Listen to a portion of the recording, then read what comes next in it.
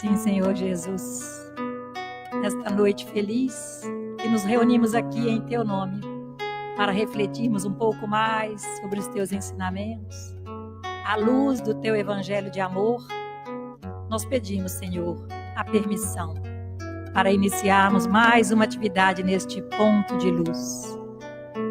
Esta abençoada casa de oração, este hospital de almas, esta escola bendita, que tanto tem nos ensinado, que tanta luz tem espargido em nossos caminhos. Nós agradecemos, Senhor. Agradecemos pela fé que temos em Ti, agradecemos pelo lenitivo de uma crença, por termos um Deus para crer. Porque é muito triste, Senhor, o caminhar daquele que não possui a fé divina, a fé raciocinada que a doutrina espírita nos esclarece, nos propõe e exemplifica, Senhor, em todos os seus ensinamentos. A necessidade do despertar da nossa consciência, a necessidade do amarmos, mas também instruirmos. Faça, Senhor Jesus, com que as orientações da noite que nosso irmão Gustavo nos trará possa cair em nossos corações como uma boa semente que, encontrando o solo fértil, há de dar bons frutos. Que sejamos fortes o suficiente para colocarmos em prática os ensinamentos recebidos. Às vezes, Senhor, ainda tomamos tantas decisões equivocadas, não por desconhecermos a Tua lei, mas pela fragilidade moral em que ainda nos encontramos. A nossa preguiça, o nosso comodismo, a nossa falta de vontade verdadeira para fazermos em nós as mudanças que sabemos serem necessárias. Mas aqui estamos, Senhor, um passo de cada vez, sempre para frente e para o alto, buscando compreender mais e mais a cada dia os ensinamentos tão esclarecedores que o Senhor nos traz. Que tenhamos uma noite feliz, que cada família aqui representada, de todos nós que nos encontramos aqui presencial ou virtualmente, encarnado ou desencarnado, que possamos todos sentir, Senhor, estes bálsamos serem derramados sobre todos nós, pela espiritualidade amiga que muito antes de nós aqui chegarmos já se encontram preparando o ambiente para nos receber. Muito obrigada, Senhor Jesus.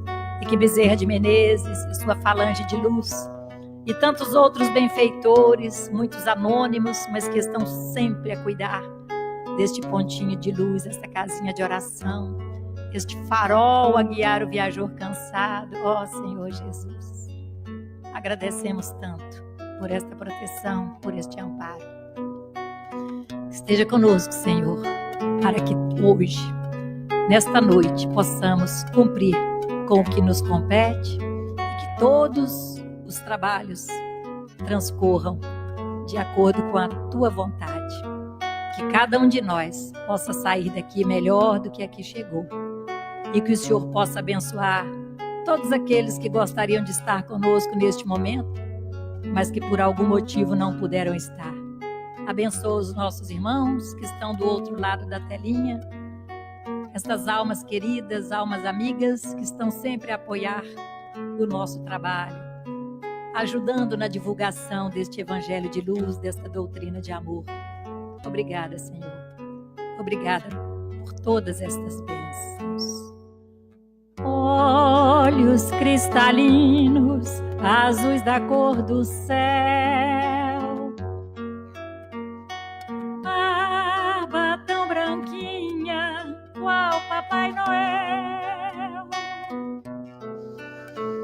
ilumina teus irmãos na terra,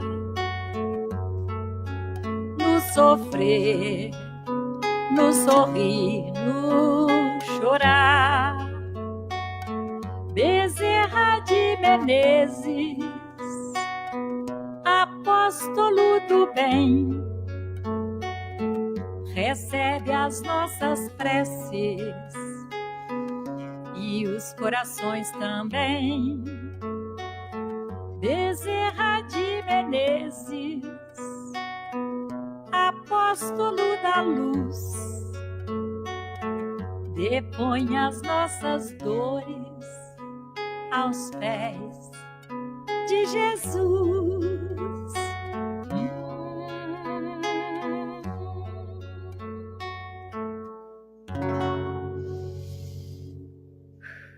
Graças a Deus. Boa noite, meus irmãos, encarnados e desencarnados, presentes aqui conosco e virtualmente através, vamos falar uma coisa bem, uma frase bem antiga, da Rede Mundial de Computadores. Essa é velha, né? Essa é de quando surgiu aí a internet.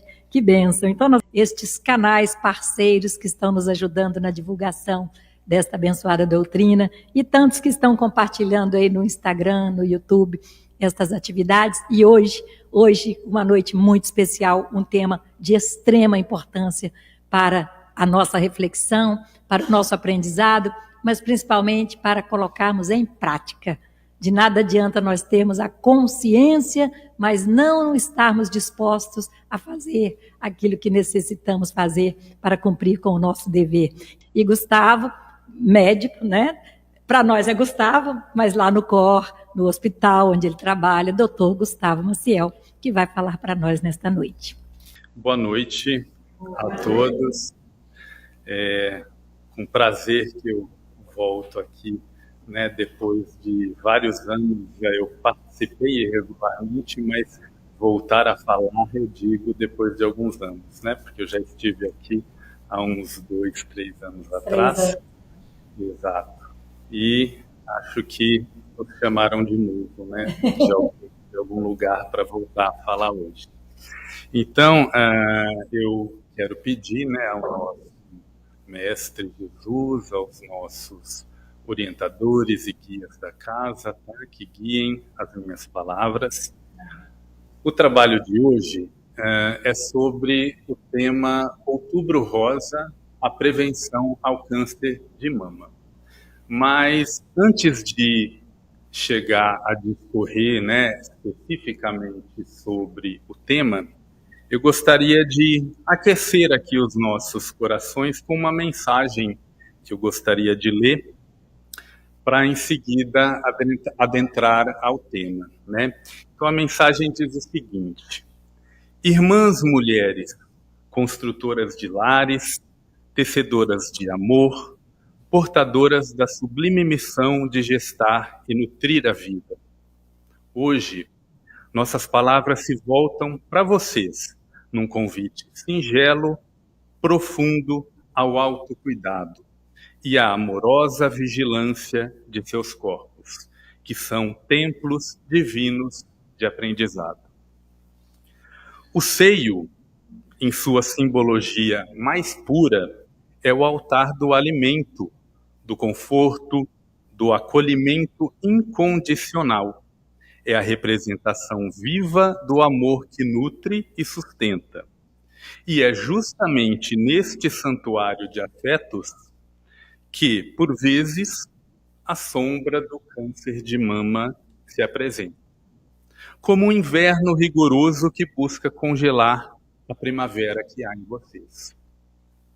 Mas lembrai-vos, a mesma força que flui de vossas mãos para acalentar um filho, preparar um alimento, é a força que pode enfrentar este inverno. A prevenção é um ato de amor, um ritual sagrado de escuta. É o toque suave que percorre o próprio corpo, mas com a reverência de quem cuida de um jardim precioso. É o olhar atento diante do espelho que busca enxergar, além da forma, a essência da vida que pulsa em cada célula. Neste caminho, não estarás sozinhas. Os laços que tecem a fraternidade nesta casa espírita são redes de sustentação. A família espírita é o porto seguro onde se compartilha a dor, mas também a esperança, onde se estende a mão e se oferece o ombro amigo. A oração que elevamos juntos é luz que dissipa as trevas do medo e da incerteza. Que a figura doce e poderosa de Joana de Ângeles, que tanto fala sobre a autodescoberta e a cura interior, inspire a cada uma de vocês, mulheres. Que a doutrina consoladora que abraçamos nos lembre que o corpo é um instrumento passageiro, mas a vida é eterna. E cuidar dele é honrar a oportunidade de evolução que nos foi concedida pelo Pai.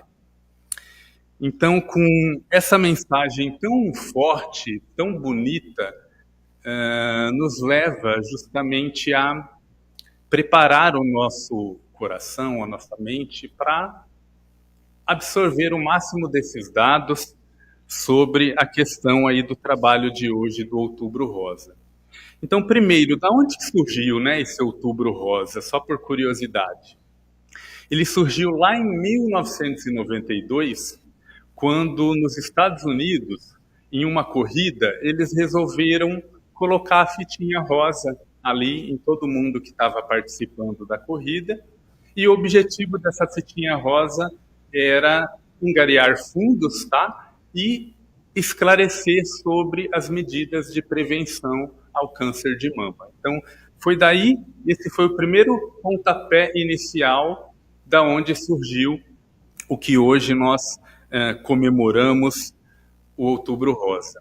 E daí para frente, várias instituições, hospitais, começaram a propagar a ideia, até que no Brasil, foi em 2002 que primeiramente nós tivemos a primeira ação ligada ao Outubro Rosa, que foi a iluminação em São Paulo daquele obelisco do Parque do Ibirapuera, em outubro. Então, a iluminação de rosa, naquele ano de 2002, foi praticamente o primeiro evento aí que deu pontapé a essa ideia do Outubro Rosa no Brasil. E daí para frente, vários outros eventos se sucederam. Em 2008 teve a iluminação pela primeira vez do Cristo Redentor. A gente sabe que agora praticamente todo ano isso acontece. E em 2018 foi quando se aprovou a lei, uma lei federal, né, sobre a questão do mês de outubro como mês de medidas para a prevenção contra o câncer de mama e, particularmente aqui no Brasil, também do câncer de colo de útero, que, assim como o câncer de mama, é uma doença bastante prevalente nas mulheres, né? Tendo esse cenário, então, de prevenção que nos leva, né, a nos engajar no movimento, nós temos que entender por quê, né? Por que é importante a questão da prevenção. Inicialmente eu vou falar sobre as questões médicas, mas lá no fim a gente aborda um pouquinho da questão espiritual também. Mas é importante a gente buscar esse diagnóstico precoce com exames preventivos, porque a situação é muito séria. A gente espera no Brasil hoje que cerca de quase 80 mil casos de câncer de mama ao ano no Brasil. Desses 80 mil, quase 20 mil serão mulheres que irão falecer de câncer de mama. Vindo aqui para a nossa região, a gente tem esses dados referentes ao nosso Vale do Aço, e aqui nós temos uma expectativa de quase 800 casos de câncer de mama na nossa região por ano. Então, imagine, 800, se a gente dividir pelos bairros e cidades que temos aqui no Vale do Aço, com certeza vai ter alguém próximo da gente passando por isso. E desses 800 casos esperados, seguindo a mesma proporção, espera-se aí quase cerca de 200 mortes de mulheres na nossa região por câncer de mama. Então, são números realmente alarmantes, e a questão da perspectiva futura eu digo a médio prazo, é de aumento do número de casos, principalmente numa faixa etária que antes quase não tinha, que eram as mulheres mais jovens. Antigamente, o câncer de mama era uma realidade mais possível nas mulheres acima dos 50 anos. Essa realidade mudou. Hoje, a frequência entre 30 a 50 anos já é bastante considerável. Casos abaixo dos 30 anos também existem. Então, para a gente tentar mudar esse cenário, nós precisamos conhecer, né, divulgar o conhecimento sobre a prevenção ao câncer de mama. E por que isso faz muita diferença? Porque, por exemplo, se nós diagnosticarmos uma doença no início, certo? Uma doença bem inicial, eu vou dar um exemplo. Uma lesãozinha na mama com 1 centímetro de tamanho é considerada uma lesão inicial. Muitas vezes ela não é nem palpável ainda, ela só vai aparecer em exames de investigação. Num cenário como esse, a gente vai conseguir um tratamento muito menos árduo para a paciente, menos custoso para o serviço de saúde e, principalmente, com uma probabilidade de cura muito mais alta, que fica em torno de 90% a 95%. Então, se nós conseguirmos, né, pegar esses 80 mil casos de mulheres no Brasil e diagnosticarmos essas mulheres no início, a gente vai ter uma taxa de uma probabilidade de morte muito baixa. Já no outro, não digo nem o outro extremo, eu diria que no meio do caminho, nós temos as situações em que a doença é diagnosticada já num estágio mais avançado. Num estágio mais avançado, o tratamento é mais rigoroso, os efeitos colaterais são mais complexos, o sistema acaba se onerando mais e a probabilidade de cura já vai cair para cerca de 30%, 40% mais ou menos. Então, olha a grande diferença. Em termos de tratamento, uma mulher com a doença inicial, muitas vezes ela faz uma cirurgia que a gente chama de conservadora, que é aquela que não retira a mama toda, retira apenas um setor, e faz ali algumas sessões de radioterapia. Pronto, o tratamento está acabado. Já situações em que a doença já é mais avançada, a paciente muitas vezes pode ser necessário uma cirurgia mais agressiva, a mastectomia radical, que vai ser muito mais mutiladora, muito mais arriscada para essa paciente, além do complemento, onde se vai se adicionar meses de quimioterapia e sessões de radioterapia numa quantidade, numa intensidade maior do que naquele caso da doença inicial. Então, muda totalmente o cenário se a gente conseguir diagnosticar no início ou numa doença mais avançada. Eu disse previamente que esse era o meio do caminho, porque tem o outro extremo da história, que é qual? Que é aquele onde o diagnóstico já é feito numa situação de doença incurável.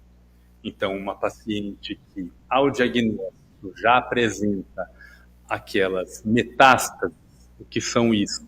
São quando células viajam pelo nosso sistema sanguíneo e vão crescer em outros órgãos. Então, ela não tem apenas o câncer na mama, ela pode ter tumores em outros órgãos, como pulmão, cérebro, ossos, fígado. Neste cenário, que é o mais sombrio, o tratamento ele já é paliativo, não se espera curar essa paciente. Ela vai tratar, ela pode, sim, ter ainda uma boa qualidade de vida durante algum tempo, mas em algum momento ela vai a óbito dessa doença mais tarde. Então, Tendo esse parâmetro, né, da realidade de como a doença se apresenta, nós temos que buscar, né, a conscientização para que as mulheres realmente prestem atenção nessa problemática. E aí eu vou falar sobre a questão dos exames preventivos. Algumas vezes a gente ouve falar na própria família ou no consultório: nossa, doutor, eu fazia esse exame todo ano, e agora estou com câncer. Pois é, exame preventivo não evita que a doença apareça. Se a doença tiver que aparecer, ela vai aparecer. Então, os exames preventivos, na verdade, eles servem para uma detecção precoce. Então, aqui eu falo principalmente de 3 pontos. Um deles é o autoexame. Então, toda mulher, né, não tem que ter medo de se apalpar, de mexer na mama, porque pode encontrar alguma coisa. Não, tem que fazer isso sim. Né? Tem que fazer o autoexame, que é a palpação de toda a mama, a palpação da axila, e a melhor forma de fazer isso é deitada, não é tomando banho, não é em pé, porque quando você deita, você pressiona a sua mama contra as costelas e talvez você perceba alguma coisinha que você não perceberia em pé. Então, esse autoexame tem sim o seu valor, embora não seja o principal. O principal é o quê? Mamografia com ou sem ultrassom. Então, mamografia e ultrassom são os exames preventivos, entre aspas, eu quero dizer, que vão detectar essa doença o mais precocemente possível. Por exemplo, uma lesão de menos de meio centímetro, com certeza nenhuma mulher vai conseguir detectar no autoexame. Ela é muito pequenininha. Ela vai aparecer na mamografia muito antes dessa lesão crescer e se tornar palpável. Por isso que é importante, mais do que até o autoexame, ou seja, estou me examinando em casa, tá bom, não vou fazer mais nada. Não. Mamografia é o principal, o ultrassom ele pode vir como um complemento solicitado também pelo médico, mas a mamografia é primordial. Quando fazer? Né? Eu acho que esse é o grande ponto aqui. Toda mulher deve fazer anualmente após os 40 anos de idade. Muda alguma coisa nessa recomendação? Sim, existem algumas situações especiais. Por exemplo, quando a mulher teve uma parente com câncer de mama de 1º grau. Então, minha mãe teve câncer de mama. Se ela teve câncer de mama com 45 anos, eu devo começar a fazer o meu exame 10 anos antes, com 35. Então, quando há um parente de 1º grau com câncer de mama, começar o seu exame 10 anos antes. Outra situação, quando a mulher tem alguma alteração genética, tá? E essa alteração genética, muitas vezes, ela é pesquisada por conta da história familiar. Então, poxa, já tem alguns casos aqui na minha família. Antes dessa mulher ter câncer, ela pode procurar um aconselhamento genético e, se por um acaso ela tiver alterações genéticas que aumentam o risco, não significa que ela vai começar a fazer esse exame também mais precocemente. Quando? Aos 30 anos. Então, 30 anos, ou 10 anos antes do familiar, ou aos 40 anos para todas as mulheres indistintamente. Bem, sabendo então, né, que o exame preventivo, ele ainda assim não vai evitar que você tenha a doença, porém, ele vai permitir que você a detecte no início e tenha lá um tratamento menos agressivo com 95% de chance de cura. Isso é muito importante. Já que eles não previnem, então, o grande objetivo, além de conscientizar as mulheres sobre a necessidade da mamografia é o quê? É saber como se prevenir. A prevenção não vem através dos exames, ela vem através de atitudes. Ela vem através de medidas que a gente sabe que essas medidas, sim, vão diminuir o risco da doença surgir. Então, quais são elas? Né? Atividade física. Né? As mulheres aqui estão fazendo atividade física. Não abaixa a cabeça não, hein, Grace? Então, atividade física, faça uma caminhadinha de 1 hora no fim de semana, é pouco, né? Então, a atividade física, ela tem que ser uma atividade física regular. A regularidade envolve que você faça no mínimo 3, idealmente 5 vezes por semana, uma atividade física muito bem feita. Seja ela caminhada, corrida, musculação, atividade física. Isso é fundamental para a redução de risco. Juntinho ali com a atividade física, a gente vai ter a questão da obesidade. Então, a atividade física nos ajuda a combater a obesidade. E a gente sabe que a obesidade aumenta o risco de câncer de mama. Por quê? Porque ela está associada a fatores que muitas vezes vêm juntos. A mulher obesa, muitas vezes, ela tem colesterol alto, ela tem predisposição ou já tem diabetes.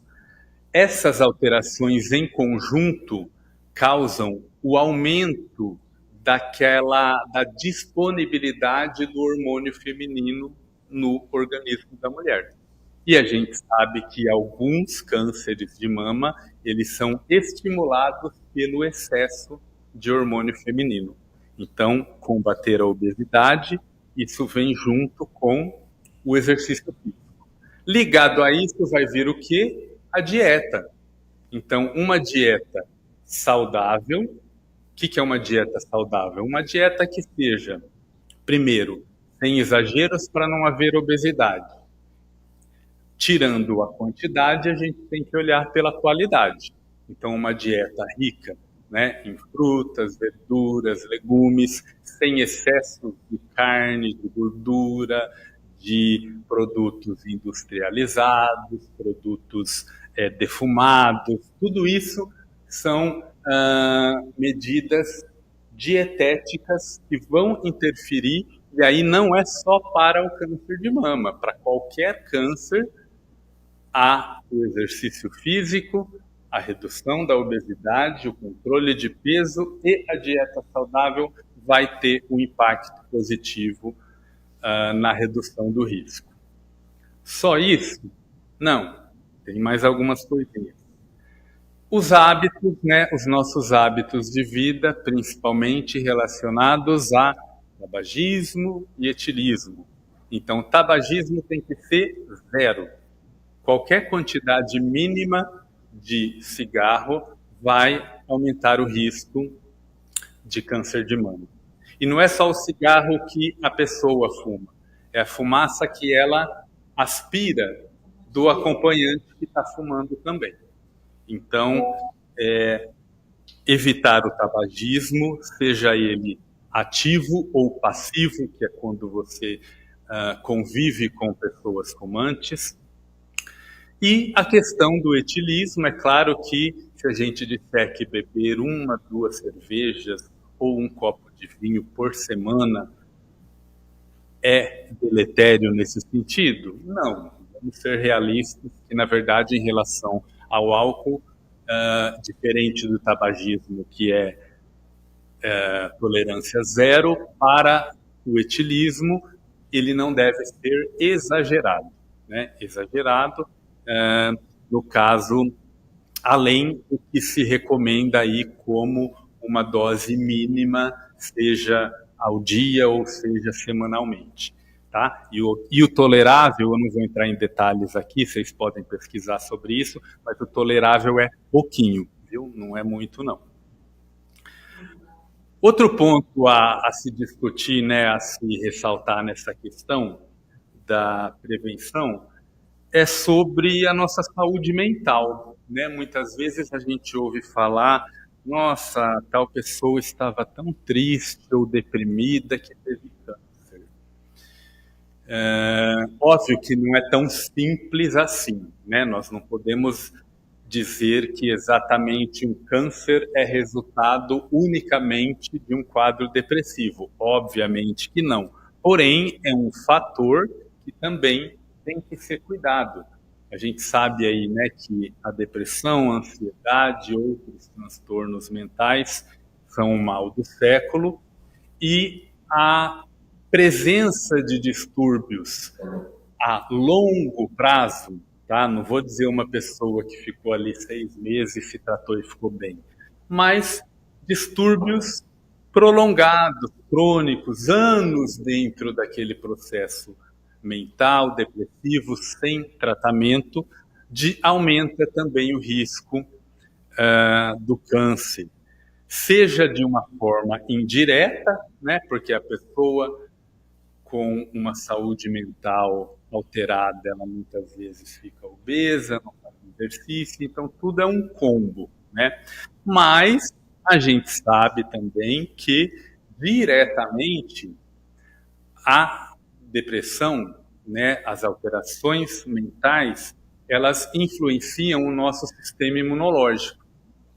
Então, a redução da atividade normal do sistema imunológico, ou seja, uma pessoa com uma imunodeficiência ou um prejuízo da função imunológica, que pode ser resultado de estados mentais, ela vai diretamente ter esse risco um pouco aumentado, porque a gente sabe que o nosso sistema imunológico sadio, ele é responsável por combater essas células que eventualmente estão ali tentando se alterar, ganhar vida própria e originar a doença, certo?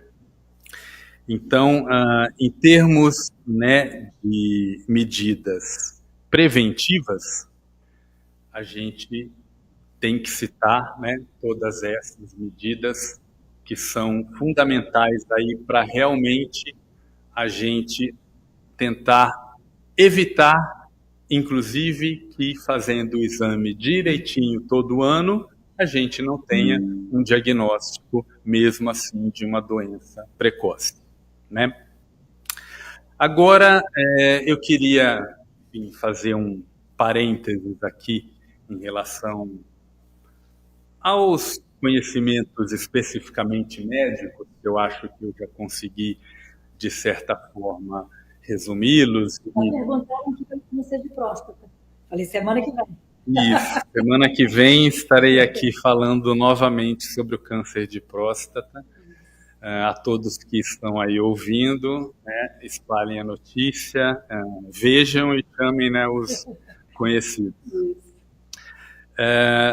Eu queria agora justamente sair um pouquinho dessa questão médica em si, que eu acho que já está muito bem abordada, a gente entendeu o que é importante, por que fazer exames preventivos, por que um diagnóstico precoce, o que fazer para tentar prevenir, né?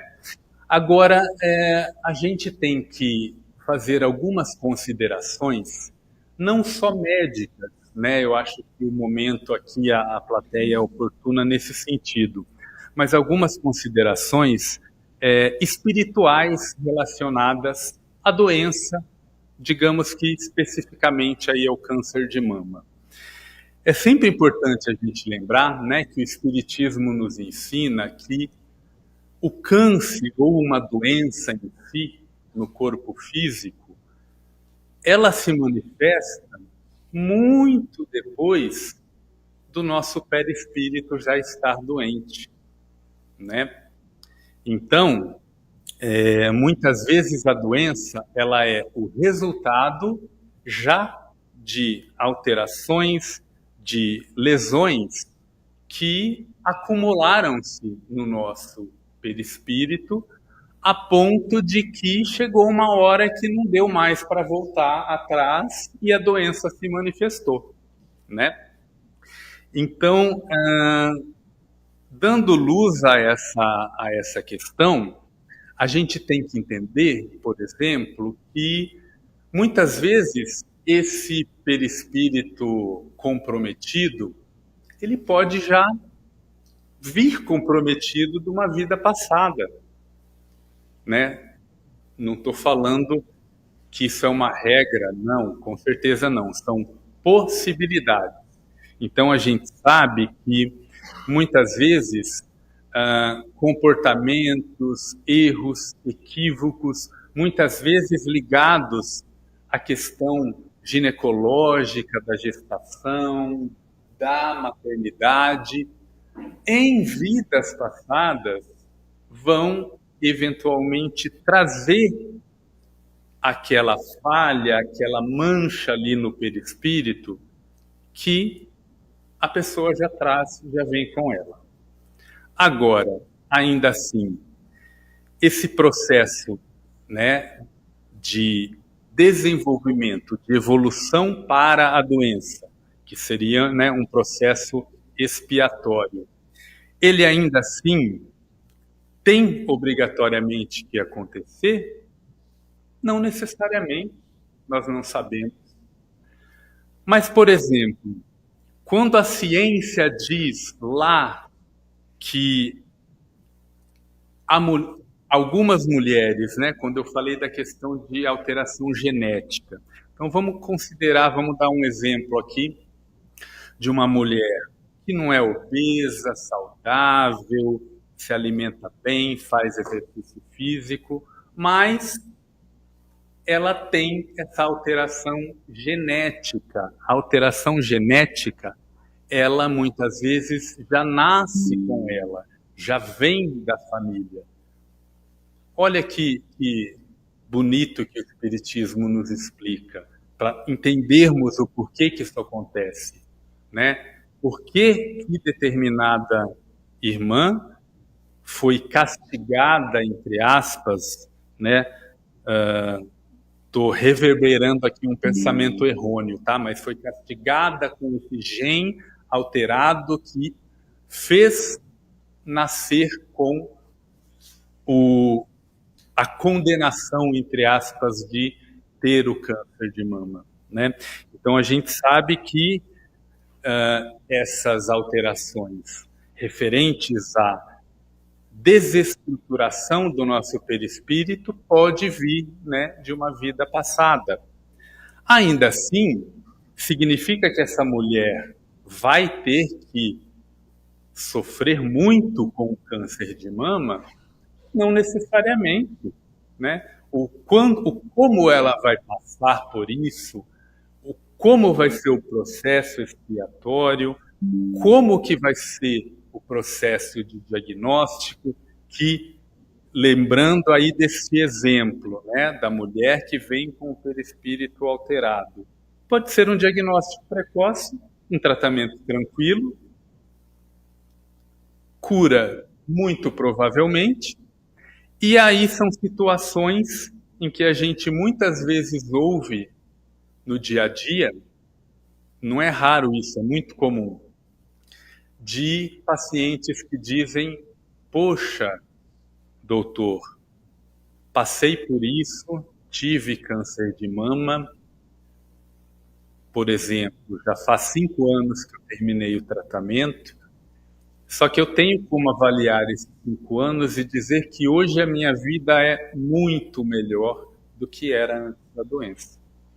Então, esse processo da patologia ligado às questões espirituais, com certeza a gente tem que confiar que os propósitos de Deus, os propósitos da espiritualidade são sempre positivos e nunca negativos nesse sentido.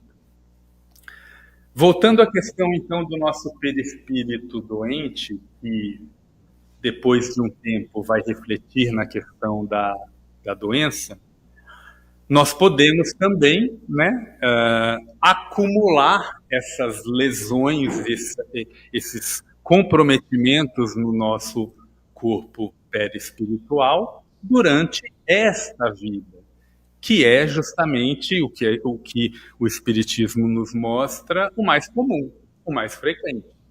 Então, aquele perispírito que lá na frente vai evoluir para um câncer de mama foi o quê? O resultado de ações, atitudes, com certeza, embasadas pelo nosso livre-arbítrio e que vão culminar com a manifestação da doença. É o que a gente entende como aqui se faz, aqui se paga.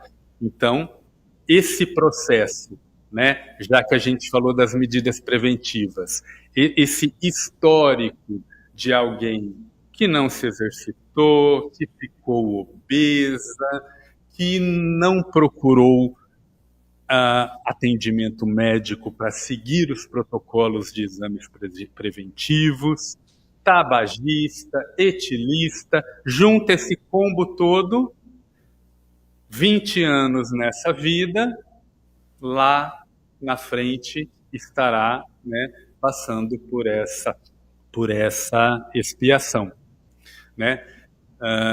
Da mesma forma, o processo de passagem por essa situação pode, da mesma forma, ser plenamente regenerador e importante para essa pessoa que, nesses 20 anos, saiu desse combo explosivo, passou por um processo de doença em tratamento e depois também veio para dizer como hoje, depois de passar por tudo isso, a minha vida tornou-se algo melhor do que era antes.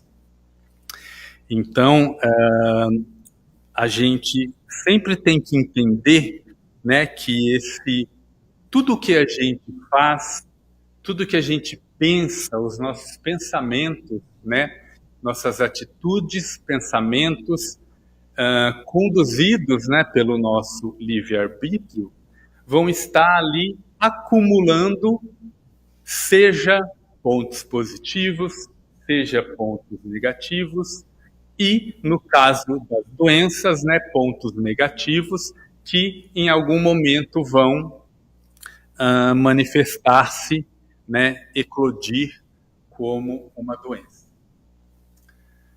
Bem, seguindo esse lado, então, da nossa reflexão espiritual sobre, né, o câncer de mama, é muito importante a gente refletir sobre a questão do nosso corpo, porque, afinal, cuidar-nos, seja fazendo exames, seja com as medidas saudáveis, é para quê? Para que tenhamos um corpo saudável, obviamente. Essa questão do corpo saudável como morada do espírito é algo que a gente não tem como separar, é algo que anda muito junto.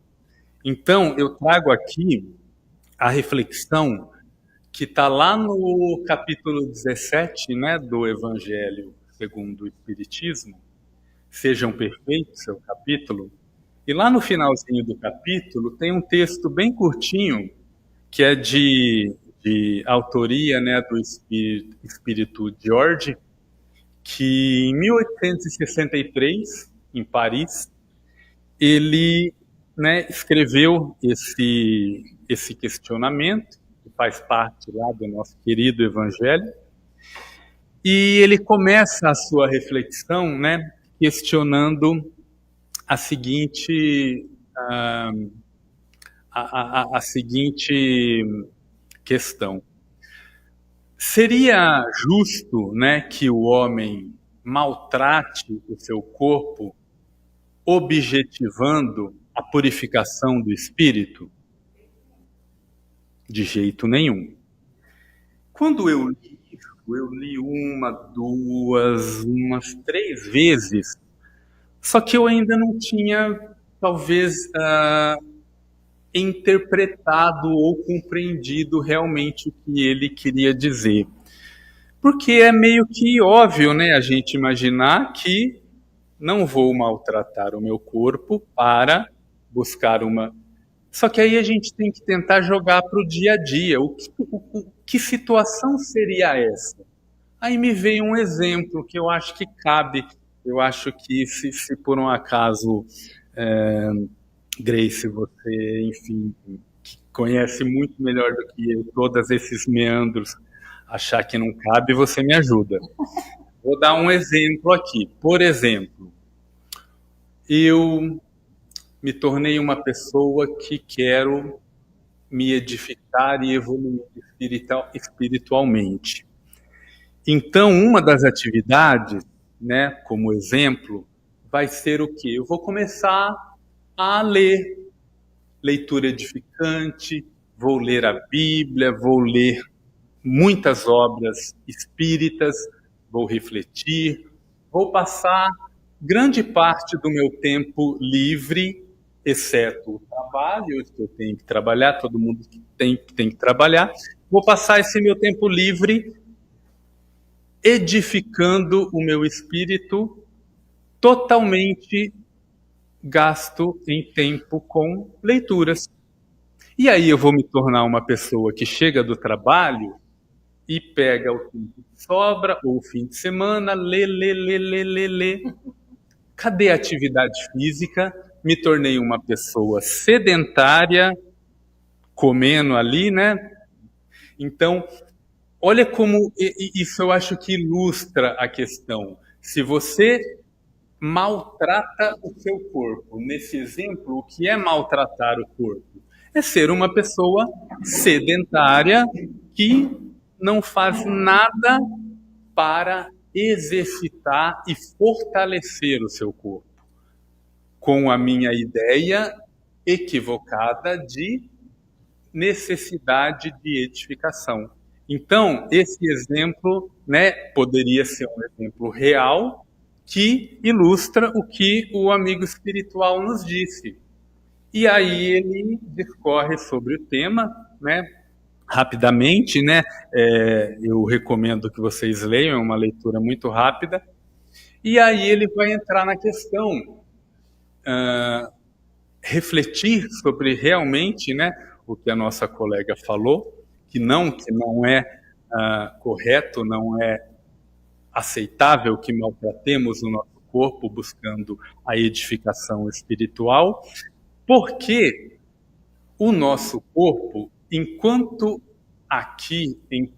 seres encarnados, nós somos, digamos que, uma simbiose entre a nossa alma encarnada e o nosso corpo físico, né? Então, essa simbiose, ela precisa que haja uma nutrição, que haja medidas positivas para que tanto o corpo quanto a alma consigam apresentar-se de uma forma vigorosa, de uma forma saudável, de uma forma forte.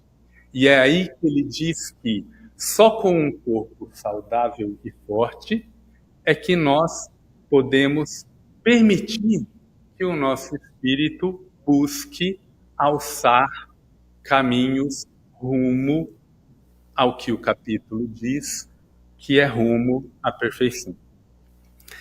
Então, não tem como a gente dissociar essa simbiose da alma com o corpo. E se os nossos bens espirituais, eles são sim mais importantes, nós temos que dar mais importância para esses bens espirituais. Por quê? Porque é através deles que nós vamos combater o nosso orgulho, a nossa impaciência, a nossa falta de compaixão, a nossa falta de caridade.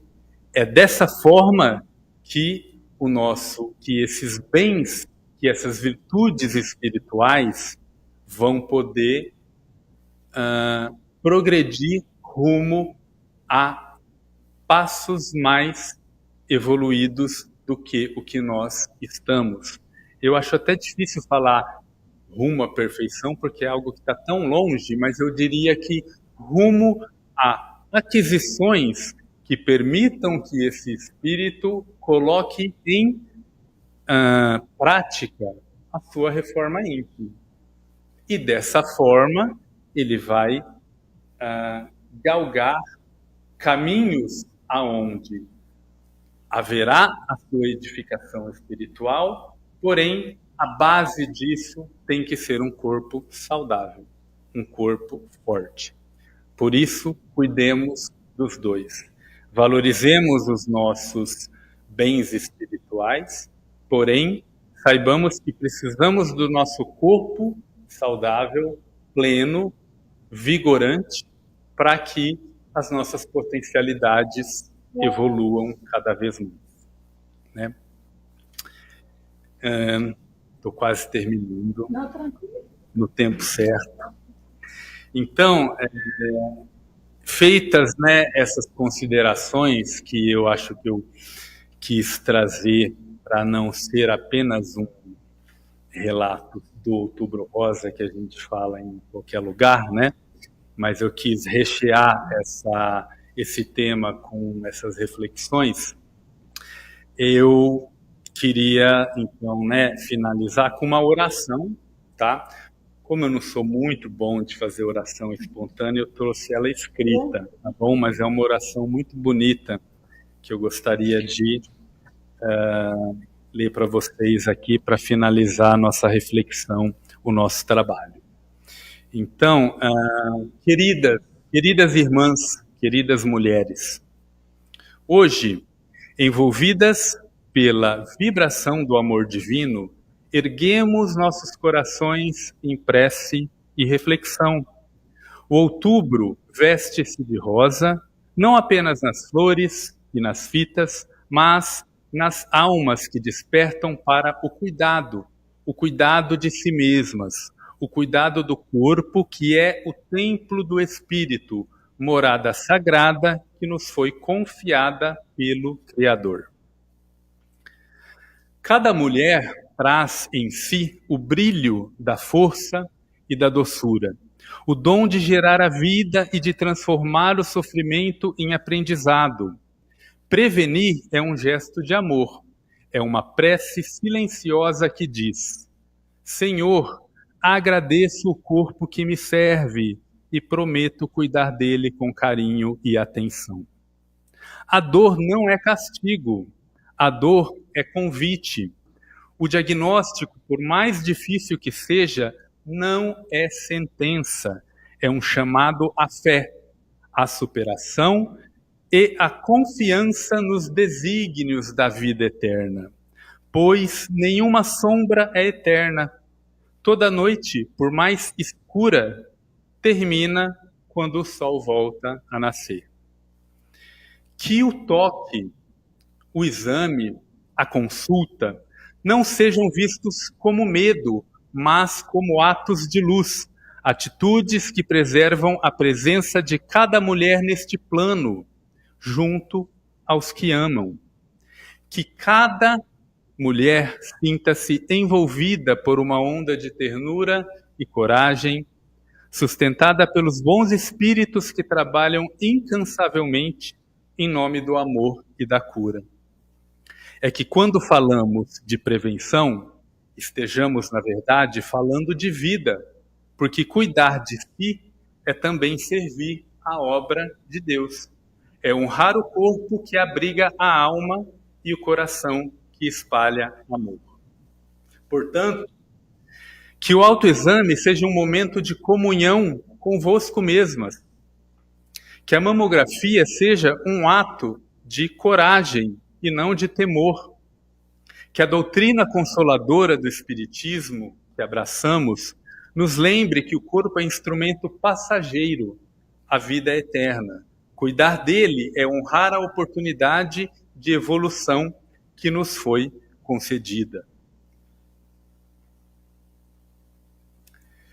Que possais florescer sempre, mesmo que a poda seja necessária, a seiva da vida, que vem da fonte divina, contínua a correr em vossas veias. A beleza da mulher não está apenas na forma, mas na força que tem, mesmo diante das tempestades, mantém viva a chama da esperança e a certeza de que Deus, a vida sempre vence. Que a luz de Jesus, o maior médico de almas, envolva a todas, guiando os vossos passos na prevenção, fortalecendo os vossos corpos na cura e iluminando os vossos espíritos na fé inabalável e raciocinada.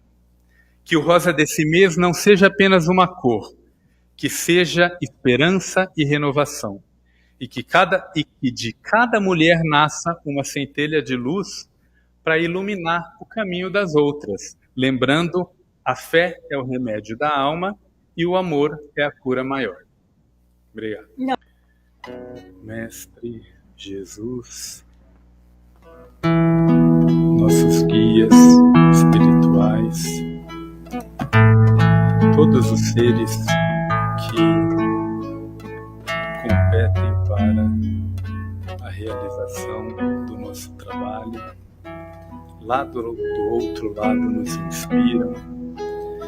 Agradecemos a todos pela oportunidade que aqui estivemos e que os ensinamentos de hoje possam ficar gravados dentro dos nossos corações e que possamos espalhar esses conhecimentos a todos aqueles que, de alguma forma, necessitem de um ato de caridade.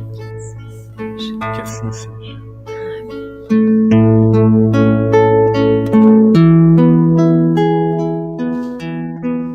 Quanta luz neste ambiente, descendo sobre nós, vibrando em nossa mente. Quanta luz, quando assim em prece, como a alma cresce aos olhos de Jesus. Quanta luz, quando em oração a voz do Mestre fala aos nossos corações. Quanta luz descendo sobre nós, quanta luz